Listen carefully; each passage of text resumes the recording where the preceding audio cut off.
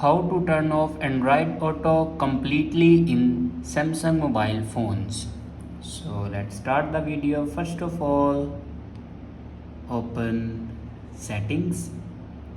In settings, click on connected devices and then scroll down in last, and here you can see the option Android Auto. Now click on it and then click on start Android Auto automatically. Now default set by vehicles if used on last drive always, and then here you can see the option start Android Auto while logged, turn it off, start music automatically, turn off these buttons, and then click on connect vehicles.